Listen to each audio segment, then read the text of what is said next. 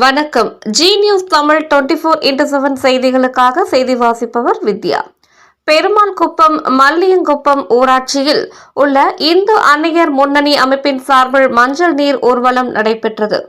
திருவள்ளூர் கிழக்கு மாவட்டம் சோழவரம் வடக்கு ஒன்றியம் பெருமாள்குப்பம் மல்லியங்குப்பம் ஊராட்சியில் உள்ள இந்து அன்னையர் முன்னணி அமைப்பின் சார்பில் இன்று மாலை மஞ்சள் நீர் ஊர்வலம் நடைபெற்றது.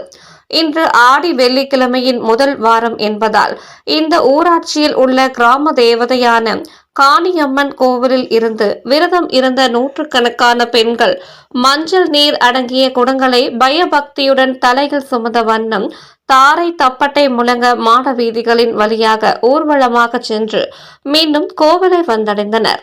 பின்னர் மூலவர் அம்மனுக்கு மஞ்சள் நீர் அபிஷேகம் செய்தனர். இதன் பின்னர் இந்து அன்னையர் முன்னணியின் சார்பில் உறுதிமொழி ஏற்கும் நிகழ்ச்சி நடைபெற்றது.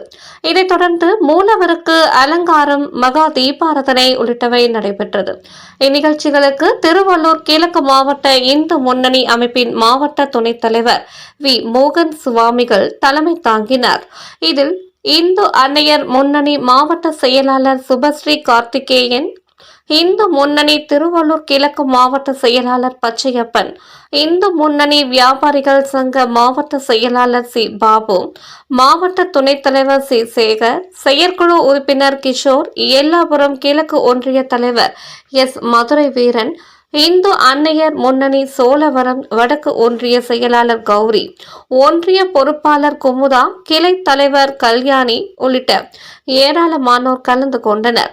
நிகழ்ச்சிக்கான ஏற்பாடுகளை பெருமாள்குப்பம் மல்லியங்குப்பம் ஊராட்சியில் உள்ள இந்து அன்னையர் முன்னணி அமைப்பினரும் கிராம பொதுமக்களும் சிறப்பாக செய்திருந்தனர்.